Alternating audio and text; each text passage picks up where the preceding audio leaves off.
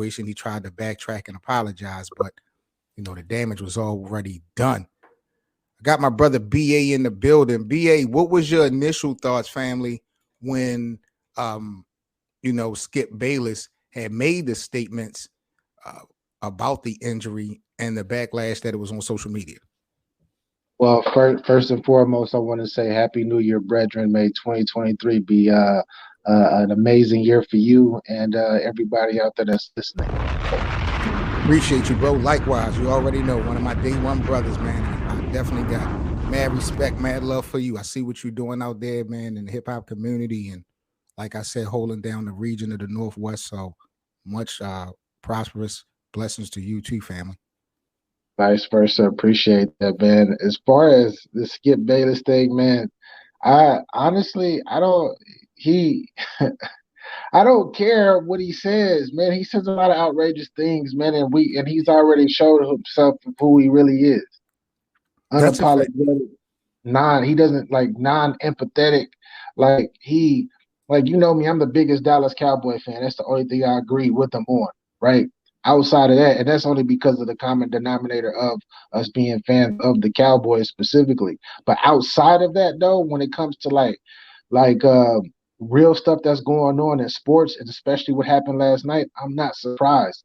And for people to say him to get fired, that's cool to say, but that's Skip Bayless. He ain't about to get fired. He just brought he just gained himself more attention. That's exactly what he aimed for when he know better than that, bro. See, that's what I respect about you, BA. You talk reality. You know what I'm saying? Like, fuck the optics, take the emotions out. You talk the reality, and that's what I'm with. Skip Bayless really got too much juice to be getting fired off of some tweets that doesn't really involve or invoke violence or racism or stuff like that. Like something of this magnitude, whether it rub people the wrong way, he will never lose his job for nothing like this. Skip got too much clout. I definitely don't agree with his sentiments, but seeing what Isaiah is saying, and Isaiah Thomas here is not the only person campaigning for Skip's job, but I just don't think that that's really a realistic thing. Do you feel like Skip's behavior over his career, he had fireable offenses? I believe that he has for a couple of things that he says, right? But at the end of the day, I don't honestly know. This is what I'm going to take that back. No, the reason why I say no is because he's been given a platform to speak his opinion. Everybody's not going to agree with his opinion.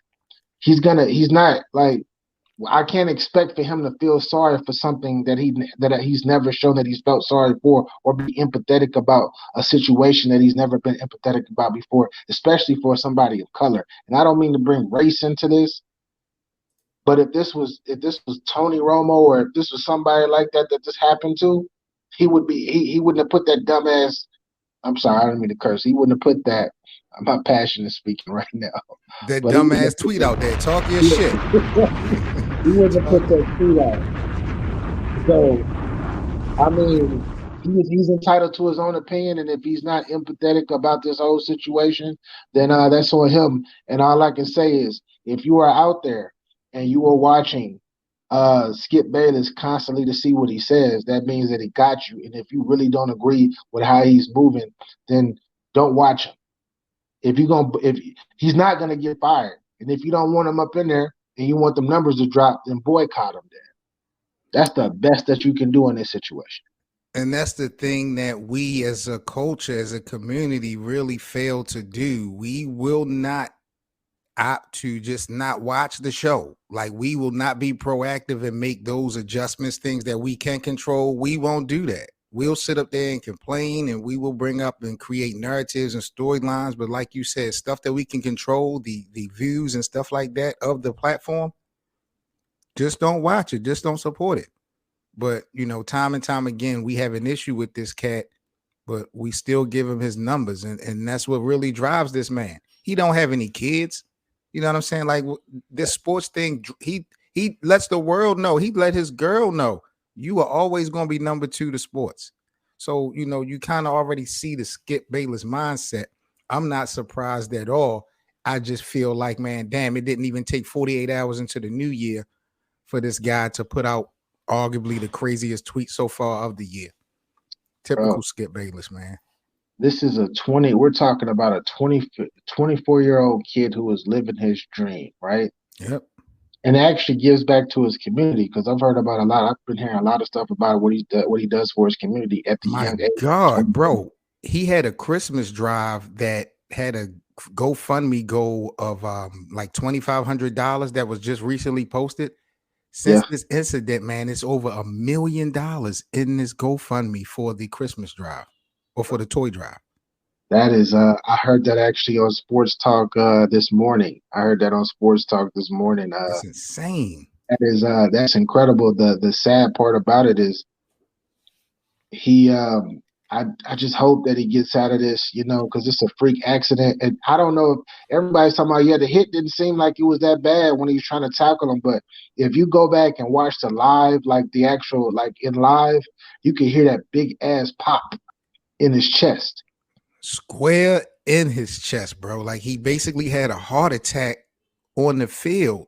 He died, bro. He died on the field. They had to resuscitate him, bro.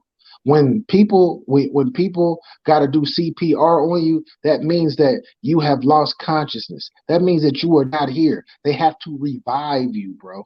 Talk your shit, BA. And this is what a lot of people, and this is where the sensitivity comes in for me, because you've been around sports for years, bro. When people get them gruesome type plays and all of that stuff, they get knocked out. It's crazy, but usually they gain consciousness. You can do whatever. But I've never in my life, right, since I have in sports back in Texas, but on a lower scale. But I've never in my life seen a football player on the field have to have CPR, bro. Yeah, I've never seen nothing like what we witnessed last night. I mean, for him to come up and just fall like that, I was just like shell shocked. And what scared me the most was the reactions of all the other players on their faces. That was more frightening than the actual seeing this man fall back to the ground. Looking at Josh Allen's face and then just looking at all the other Bills players just falling to their knees away from the play, you could tell from the outside in that this was something real significant. Like I thought that he had literally, like you said, died, and there was no, like that was it. Like this man it was just crazy, man. And Skip Bayless, bro. I want to say this. Shout out to the network that had coverage of the game. Shout out to them. And the reason why I say shout out to them is I'm glad, like, even though they were showing the emotions of the player, which made it look even crazier, I'm glad they did not show them pumping on that young man's chest. They didn't bring a camera up that close. Right. I'm so glad that they didn't, because if they would have did that, bro, it would have been super. It would have been even crazier, bro. So I'm glad that they stayed away and just focused on the players and everything that was happening around, because that's something that once you put stuff like that on camera, that's stuff that lasts for eternity on the internet. How relevant, BA, is Skip Bayless to today's sports talk? Like, I'm not going to hold you. If you are a real fan of sports, a true fan of sports, and if you're going to be honest, you definitely have to put Skip Bayless up there as far as credibility when we talk about creating a platform for, sports debating and stuff like that. He has etched his name in stone, legendary status in a sense when you talk about sports debates and stuff like that. But moving into 2023, I don't really watch the Undisputed Show as much. I feel like it lost a lot of flavor.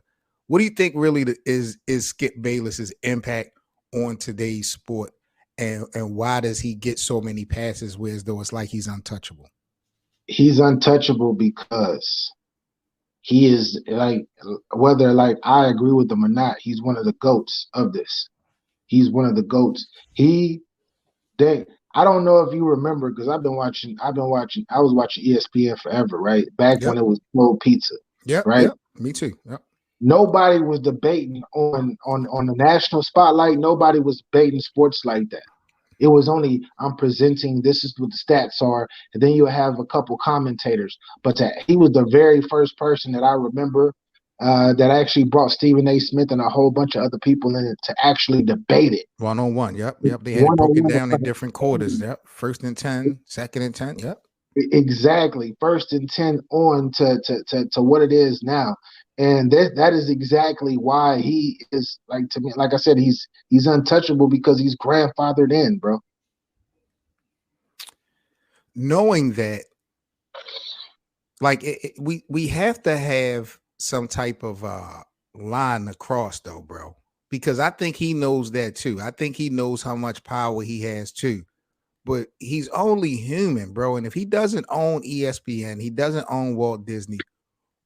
Not to say that I also want him to lose his job, but what do you think would have to be done for people to really look at Skip Bayless as far as his employment? What type of violation would Skip have to do? He's gonna have to do. It's gonna have to be the only way that Skip Bayless gets removed is either he's gonna have to say something racist. Right. He's gonna Okay. have to talk about. He's gonna have to say something racist and ridiculous, like slip up and say something crazy that's super racist, and then they will actually think about getting him up out of there. Until that happens, he can say anything, long as he's not talking about the race or some type of religious aspect. He's good.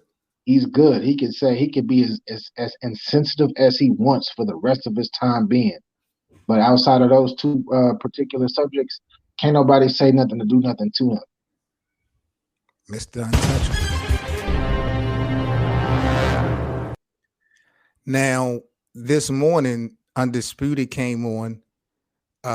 Shannon Sharp did not appear on today's show. That's number one. I wanted to get into that real briefly. Oh, And wow, really?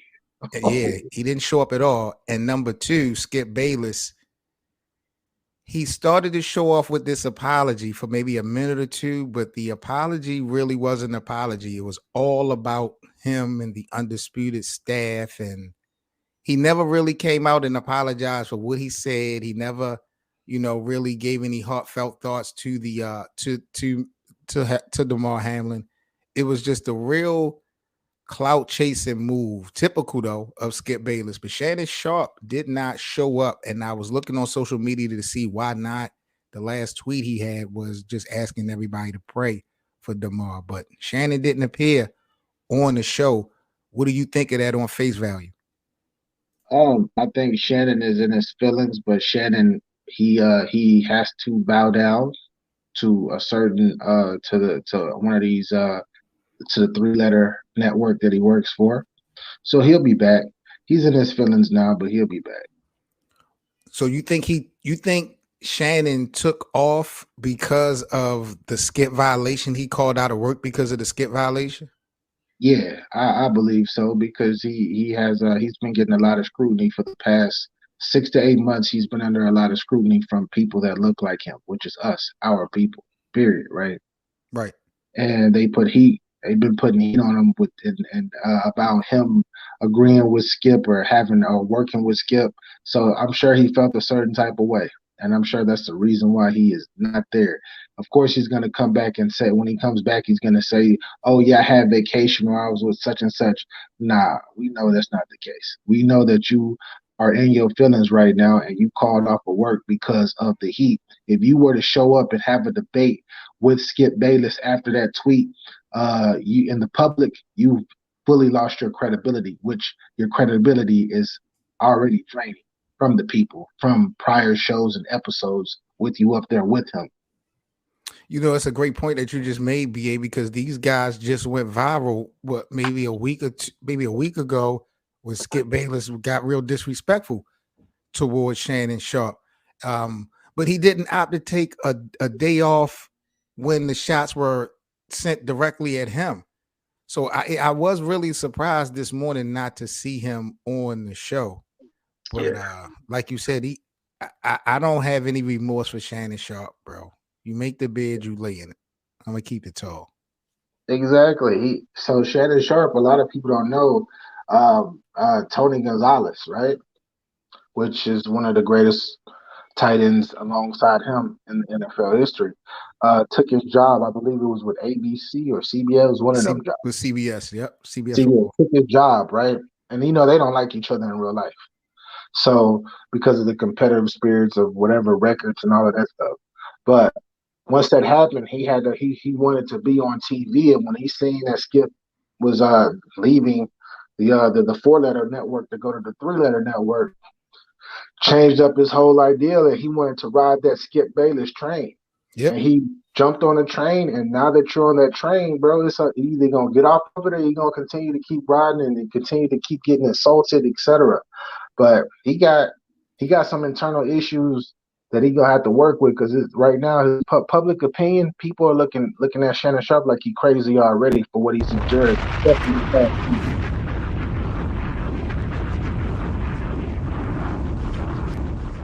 That is a Snapple fact.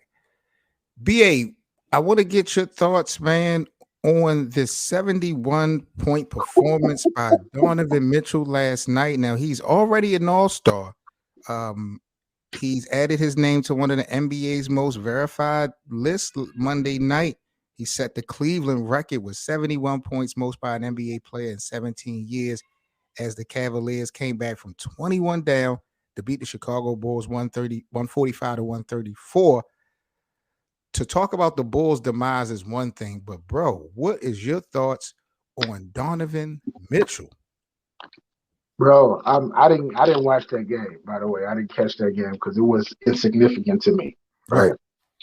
So, like I said, I love sports. I listen to sports radio all the time, here and there, especially if I'm busy, if I'm grinding, or if I'm working or whatnot. So, I'm driving, and then I hear, I'm so caught up on what just happened in this NFL. Right, I'm so caught up in that.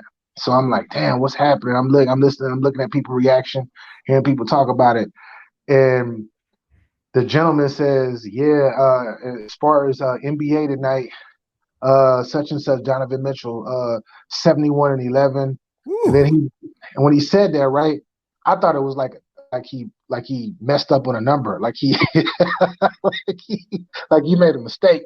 And 8 rebounds. Don't forget that. 8 rebounds. Oh yeah, I didn't even see the 71 and 11 got me to the point where I didn't even care about the rebounds. That's still a big time too.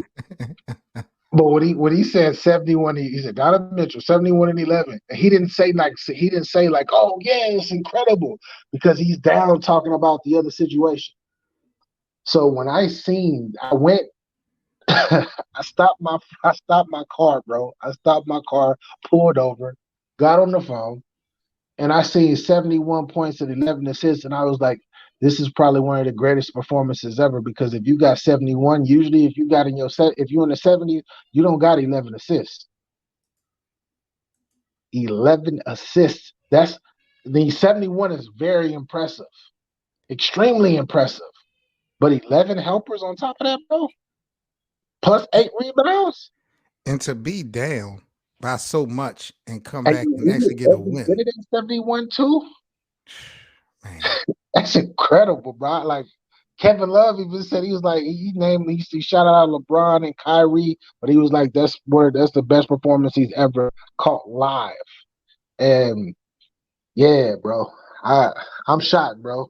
I knew he had it in him, but I knew he had like a good 60 in him. Right. But 71 and 11, no one has ever done that in the NBA ever, bro. Ever.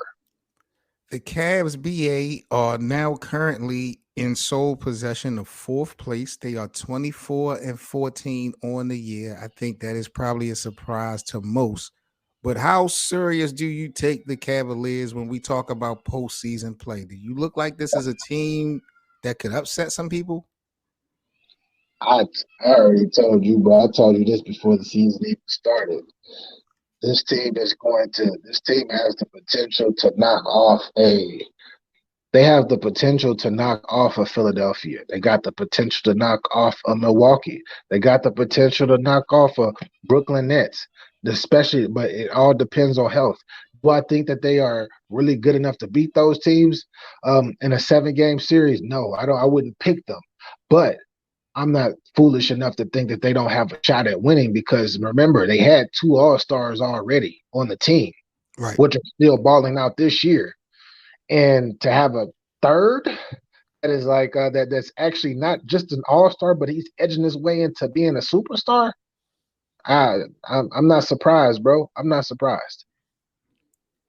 One thing that surprises me the most is the way Cleveland is playing at home. They actually, if I'm not mistaken, have the best home record in the entire Eastern Conference. They are 17-4 at home. They don't play that great on the road. That right now they 3 games under 500 on the road, but Cleveland is holding the fort down at home. Now, if they're in first, if the season ended, they would really have to go through the road to make a real run. I just don't, they look good right now, but like you said, bro, 7-game series, bro, the games slow down. Then you got those matchup problems. I'm just not afraid of Cleveland, even though Donovan can put up these types of crazy numbers. Devin Booker has done the same thing, but I don't fear Phoenix. I don't fear Cleveland. I'm just keeping it real. I feel the reason why I would fear Cleveland in the playoffs is because I'm still stating this I'm still going to state this, and people are going to disagree with me. But I think when healthy, they have the best backcourt to me in the NBA. Darius Garland, right?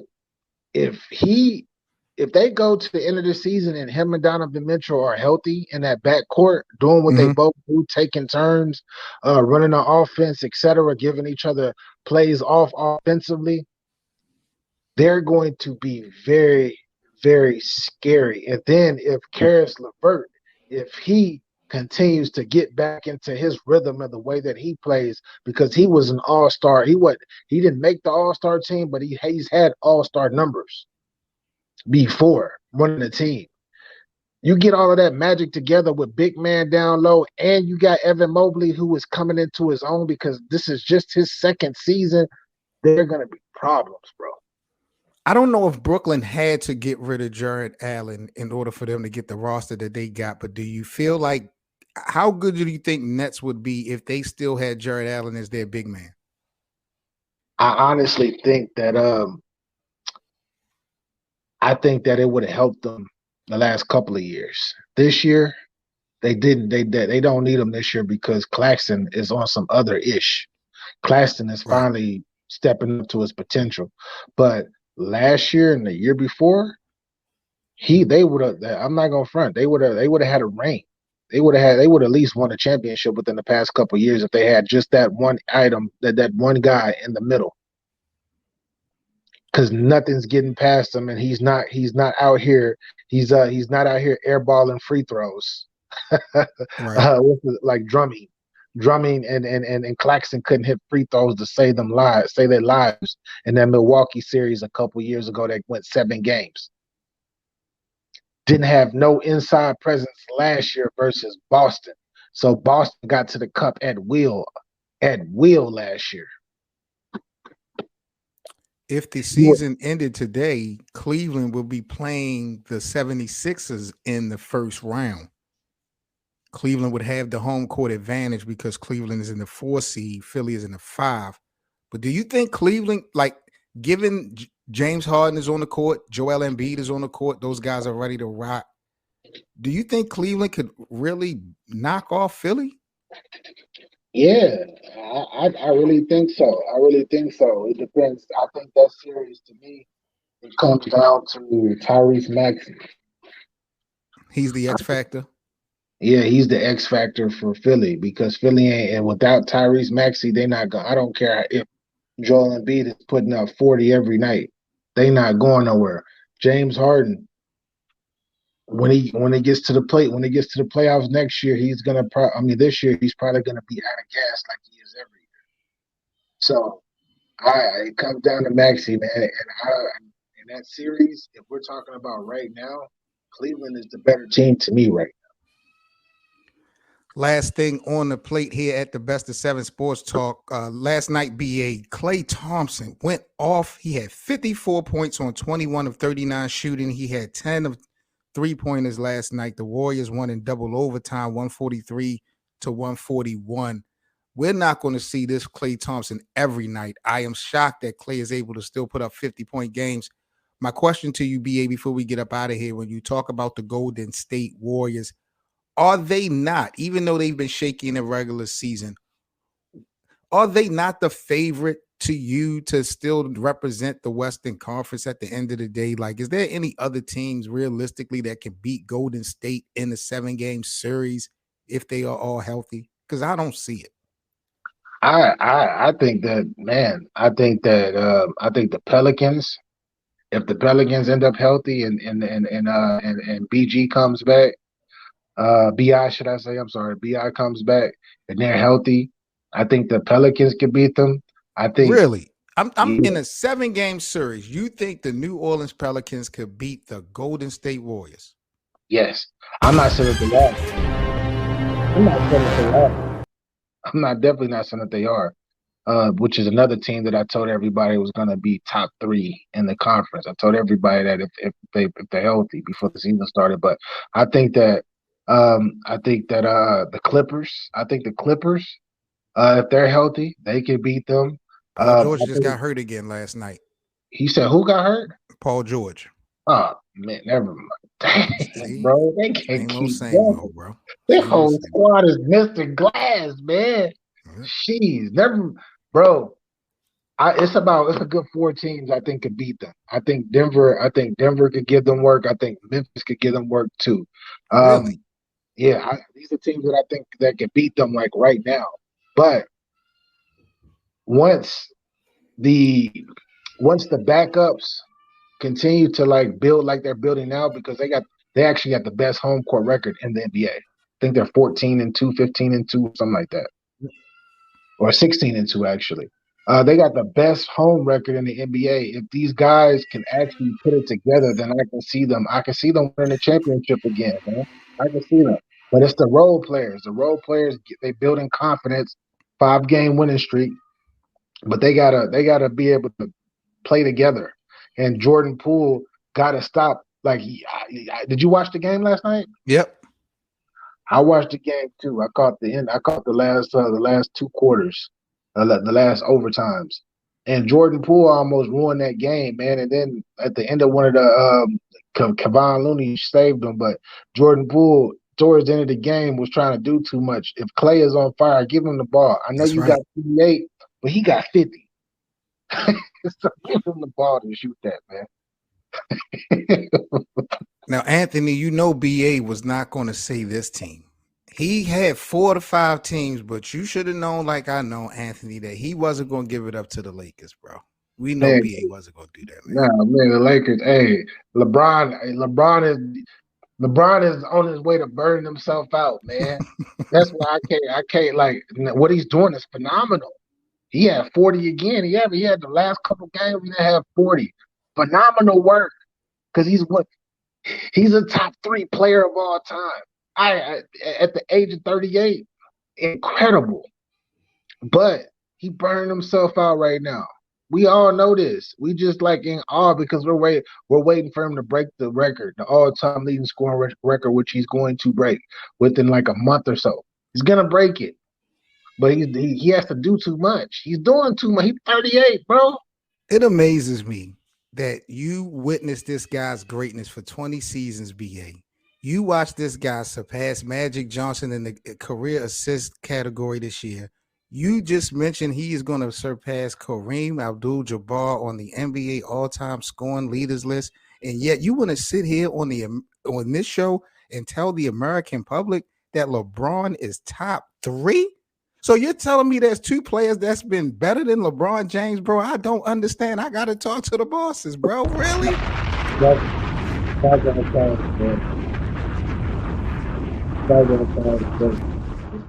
BA, you gotta stop it, BA. You can't name 2 players better than LeBron James, bro. Without being biased. I can I can name 2. Who? To me, this is my personal opinion. Here we Michael go. Jordan and Kobe Bryant are better than LeBron. What? Michael Jordan and Kobe are my 2 players of all time. You can just, Kobe is the biasness. That's bias. Kobe, I'm gonna keep it 100. That's some straight biasness, right? For me. Right. And without the biasness, I can see LeBron and MJ being 1 and 2. I can definitely see that, right? But when we talk about LeBron, like LeBron versus Jordan, we're talking about longevity versus efficiency. And I'm more with the efficiency more than the longevity. That's why Jordan did so much in a much shorter period of time than LeBron did too, at a more efficient level. So we just going to take out the level of competition because you want to talk about efficiency. Of course, it's going to be easier for Michael Jordan to have a decent field goal percentage when the defense that he's playing against is garbage. The level of competition and opposition now that LeBron has been facing is way tougher than But with how many Hall of Famers did he keep out of the? I mean, how many Hall of Famers he kept out of championship reigns, bro? who, Michael? Yes. I respect that handle, but how many Hall of Famers did LeBron have to beat to get his? That's Yeah. what y'all got to put respect on too. But It's not a guarantee. Okay, Karl Malone and John Stockton and Charles Barkley. Those are three guys that would have won championships if it wasn't for Jordan. When you talk about Patrick Ewing and all those guys, it's not a guarantee that they would have won the finals. Gary is you got Gary Payton, you got Patrick Ewing, Gary Payton got one. You got Payton got one after Jordan. This is like after Jordan retired. I'm talking about during that run. During the run, okay. Everybody from winning. He kept everybody from winning. All those top players that are top that had to wait till like Jason Kidd and all these people had to wait till whenever to win. That was because of Mike. Mike did that. But what LeBron do? So what LeBron has done over the last 20 years is just a cup of tea. Really? Yeah. Well, I'm not. That's why, man. This is what I'm saying. 7. A lot of people get mad when I say that LeBron is top. You're still top 2, top 3. That's I'm not getting mad. I'm mad, bro. You keep doing. It's been thousands of NBA players, bro. Thousands. It's okay to be number 2 or number 3, bro. For it's okay. Michael Jordan, yes. For Michael Jordan, it's okay for him to be number 2 and number 3. But we are in the social media era. The level of competition is greater. The opposition is tougher. These athletes are way more athletic than back in the 90s. And Jordan, and LeBron has won a championship with 3 different franchises, bro. Yeah, because he had to go to these franchises and he had to go do some surgery on the franchises. I'm not gonna allow you to do that, BA. He had to go be a GM. He had to go be a GM, man, and that's cool. But I'm saying you make it seem like he had to go to these teams because he was just a piece in them winning the championship. He went to these ball clubs and he constructed it. This wasn't a Kevin Durant. But he was a piece, though. Kevin Durant is no better than LeBron to me because he did the same thing. He did the same thing LeBron did. Let me go somewhere where I got a chance at doing this and doing that with these type of players around me. And then, okay, I don't like these players. LeBron is did you see it's a list floating around YouTube and around the internet that's been circulating for the past couple of years of how many players LeBron James has played with and traded for. The most in NBA history, bro. The most. He's in and out. Let's get him. Let's pick him up. Let's do this. Let's do that. And I give him his props because, he's trying to help put people on, but he's getting pieces that he wants. But what other player in NBA history has done that, been able I don't want him, bring him on. Okay, no, he's not good enough. Let's drop him. Oh, D-Wade, come to Cleveland. No, you don't got it no more. Okay, go. Derrick Rose, come to Cleveland. No. This man has went to 11, 12 NBA finals. His recipe is working. He's not undefeated in the championship rounds, absolutely, but his recipe has been working. He gets the team to the final round almost every year. So that's the whole purpose, right? 7. Especially with the Lakers, he got lucky that he got a chance to take 2.5, 3 months off. Him and Anthony Davis to go into the bubble and win a championship. He got lucky. It's okay, 3 months off of basketball. Oh as far as Cleveland, to me, what made LeBron to me, he was great to me, but he wasn't one of the greatest to me until he won a championship. And that 2016 finals is what made him one of the greatest ever to me. That Hold one on, particular championship. hold up. Time out. Seriously, let's rewind. I really got to talk to the bosses, bro. So you're telling me that Miami Heat experience meant nothing to you when we talk about greatness of LeBron? They were supposed to do what they did though, and they were supposed to win even more than that. Wow.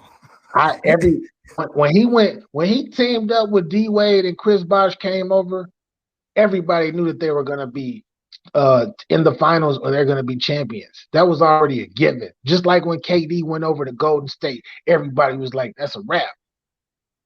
Everybody knew what it was, and it wasn't as successful as people thought it would be. But he got 2 rings, and he had to Oh, leave the tag team with 2 other All Stars. but BA, you're being incomplete. Why was it not as successful? You're not speaking on the fact that Dwayne Wade didn't do his damn job in the first year. Like everything is put on He LeBron did. James. He was better. Dwayne Wade did better in his first year. That was his best year with LeBron.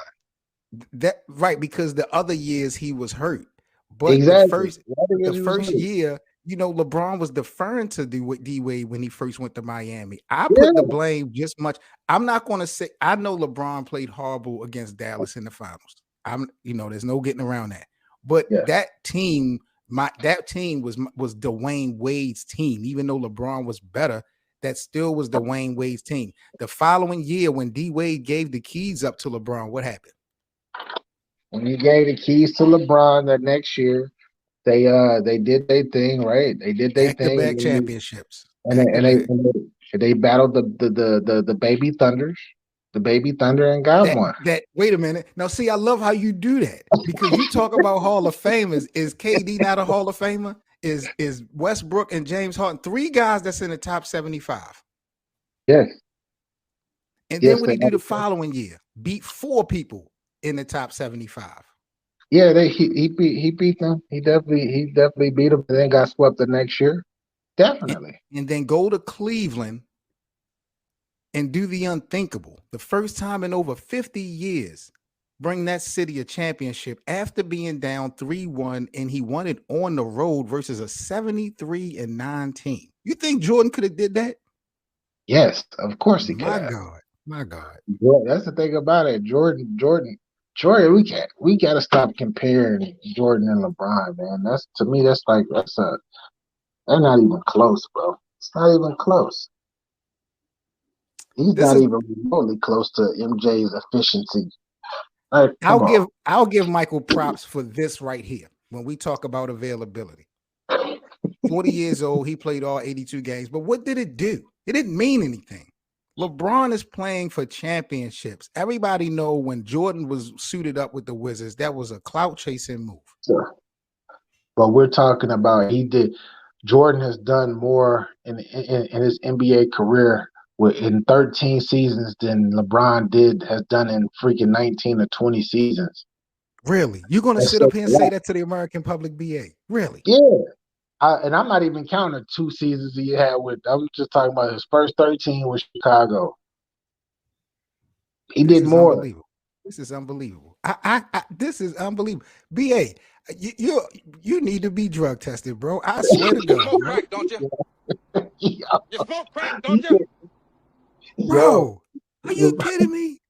LeBron is playing. He's playing for empty stats. He's been playing for empty stats for the past 5 years or 4 years. Who orchestrated this whole big 3 power of players controlling their own narratives and future and stuff like that? Was it Michael or was it LeBron? It was LeBron. LeBron changed the culture of the National Yeah, Basketball Association.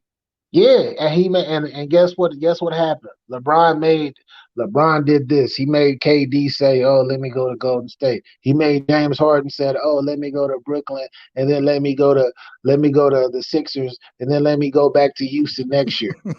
That's exactly what LeBron did. You can talk about, oh, he gave players power. Hey, it's another, like you told me, you got to get a complete too. You got to get not just the good, you got to get a bad too, man. I just lost a debate already. 2023, January the 3rd. This guy comes up here, my brother comes up here and gives me an L. Nothing else I can say, man. Jesus Christ. Oh, man. I love BA, it. man, I appreciate bro coming on board, man. Today, man. Great convo. Please let everybody know where they can follow you at, family. Hey, man, y'all can follow me and Get Your Bars Up Media, man. Your home for battle rap and hip hop.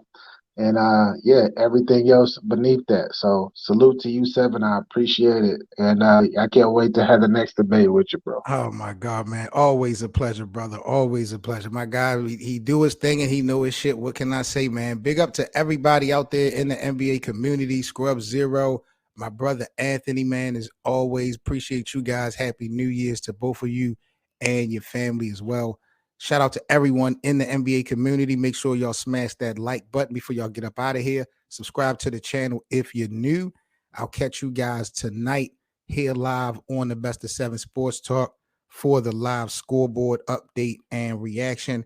I think tonight we are going to lock in and do live scoreboard and updates for the Celtics Thunder game going down at 8 o'clock, possibly. So I will catch you guys later on tonight on the live stream. Hope you guys have a safe day, and I will holler. Peace. All right, man. I want to thank you guys for listening into another episode of the Best of Seven Sports Talk. I'm Seven Mitchell, man. Make sure you follow the show to be sure to be notified about the next episode. Also, I'll put the Linktree link in the description so you can follow us on social media as well as donate and contribute to our platform. See you guys again on the next episode. Peace.